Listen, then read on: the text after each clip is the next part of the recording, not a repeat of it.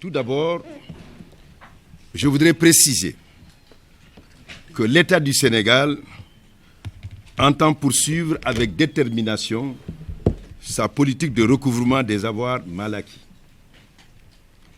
Le chef de l'État, son Excellence le Président de la République Macky Sall, a fait au peuple sénégalais la promesse ferme d'inscrire son mandat dans une gouvernance sobre et vertueuse. Cet engagement est irréversible et inébranlable. Le ministère de la Justice, à côté des autres institutions qui œuvrent pour la bonne gouvernance et la transparence dans la gestion des deniers de l'État, poursuit inlassablement la lutte contre la criminalité financière et les efforts en vue de la récupération et le rapatriement au Sénégal des avoirs détournés ou soustraits au préjudice du trésor public sénégalais.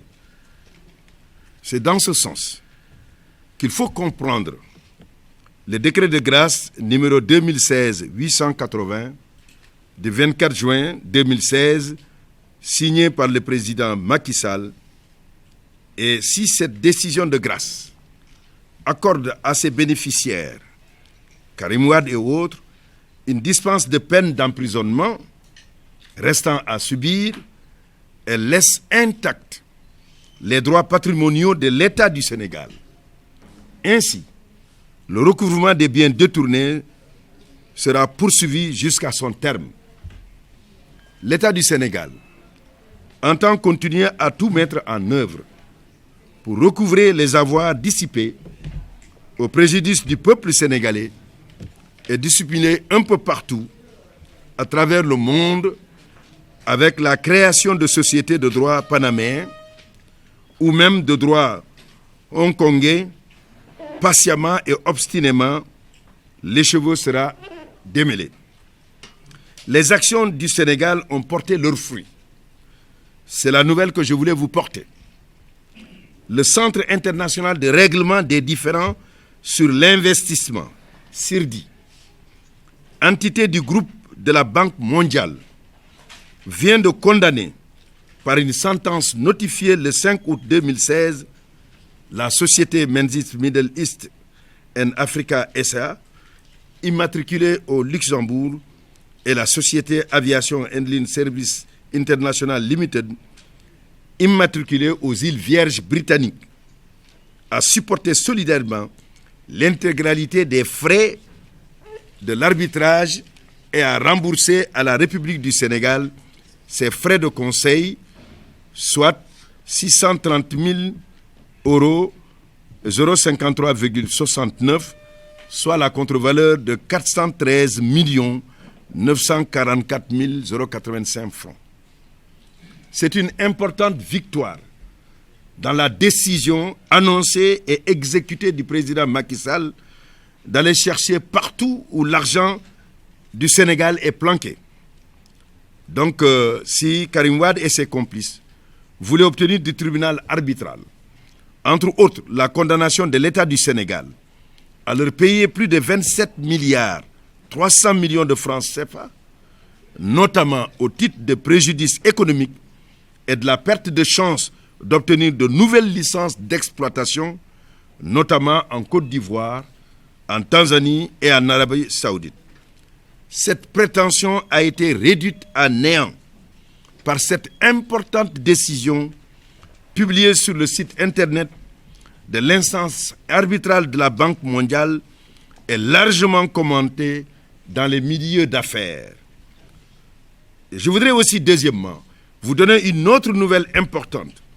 Cette décision prise par la CIRDI vient conforter une autre sentence rendue le jeudi 14 juillet 2016 au niveau africain par la Cour commune de justice et d'arbitrage CCGA de l'Organisation pour l'harmonisation du droit des affaires en Afrique, qui a rejeté toutes les demandes de Ibrahima Abou Khalil Bourgi, d'Ibibo Bourgi. En effet, saisie par ce dernier, la Cour commune de justice et d'arbitrage de l'OHADA s'est déclarée incompétente parce que ce dernier a été condamné pénalement par arrêt du 23 mars 2015, rendu par la Cour de répression de l'enrichissement illicite. Troisièmement, la continuité des procédures dans plusieurs pays, notamment le ministère, notamment à Monaco. Le ministère de la Justice a initié une demande d'entraide judiciaire pénale internationale qui est à la fois adressée aux autorités françaises et beaucoup d'autorités européennes. Plusieurs comptes bancaires, Société Générale, Boulevard Haussmann, Paris, Barclays Bank, Paris, Georges V, ont fait l'objet de saisies aux fins de confiscation. Il y a également des biens immobiliers et des contrats assurance-vie qui se chiffrent à plusieurs centaines de milliers d'euros.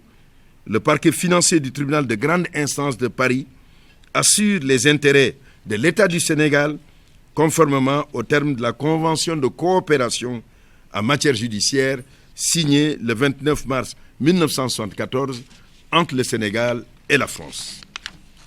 Quatrièmement, de même pour recouvrer les avoirs bancaires trouvés dans la principauté de Monaco, Banque Julius Baer, l'État du Sénégal a également saisi les autorités judiciaires monégasques d'une demande d'entraide pénale internationale. La procédure suit son cours. La dernière audience s'était tenue le 14 juillet 2016 suite à un renvoi à la demande des défendeurs. Cinquièmement, très récemment, l'État du Sénégal a été saisi d'une plainte de Karim Wade et autres devant le Comité des droits de l'homme des Nations Unies. Il a été soutenu devant l'organe des traités des Nations Unies que l'État du Sénégal a réactivé une juridiction d'exception, la CREI, pour le juger pour le délit d'enrichissement illicite par la mise en œuvre d'une loi de procédure ne prévoyant pas le droit d'appel au sens de l'article 14.5 du Pacte international relatif aux droits civils et politiques, à savoir le droit de faire examiner la décision de culpabilité et la condamnation. Le ministère de la Justice, avec tous les acteurs concernés, notamment l'agent judiciaire de l'État, est en train de tout mettre en œuvre pour lui apporter la réplique appropriée et encore une fois faire échec à cette initiative. Je voudrais dire que les procédures judiciaires internationales sont en cours partout et d'autres seront encore engagées au besoin, aussi bien en Afrique et ailleurs, partout où l'on peut trouver l'argent, et pour que cet argent soit rapatrié au Sénégal. Parce que le Sénégal a besoin de cet argent pour renforcer son système éducatif avec la construction de nouvelles écoles et mieux garantir le droit à l'éducation, renforcer son système de santé avec la construction de nouveaux hôpitaux, des maternités, des centres de santé, étendre l'électrification rurale, universaliser l'accès à l'eau potable et construire des pistes rurales, et réduire la pénibilité du travail des femmes dans le monde rural par le renforcement des équipements, moulins à moudre, forages, autres, et renforcer les infrastructures routières et hydro-agricoles, voire même aéroportières. Je voudrais en même temps aussi profiter pour vous dire que nous allons mettre à votre disposition le bilan de l'activité du ministère de la Justice. C'est le rapport de l'année judiciaire. Et cela vous permettra de voir les activités qui ont été menées et en avoir une idée et savoir que cela se décline dans tous les domaines qui peuvent nous permettre d'atteindre les objectifs de modernisation de la justice du Sénégal. Objectifs qui se déclinent essentiellement en 3 points.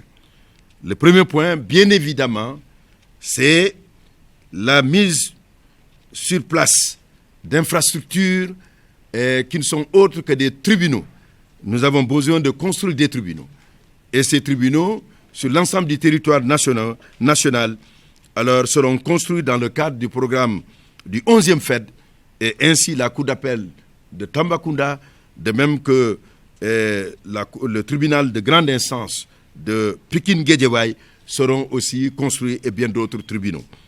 Elle se décline aussi par la formation, parce que la formation est un élément fondamental. Plus vous avez des juges en capacité et en l'expertise de mieux juger, plus les droits des citoyens seront garantis dans une sécurité juridique et judiciaire. Et en dernière essence, la réforme des textes que nous allons poursuivre pour mieux améliorer la protection des Sénégalais, la sécurité des Sénégalais et faire en sorte qu'ils aient alors une protection telle que les garantit les normes et garanties des droits de l'État. Que se passe-t-il, madame? Mon mari me demande de pimenter notre vie. Là, sur le coin des femmes, de Leral.net, ça va être ça.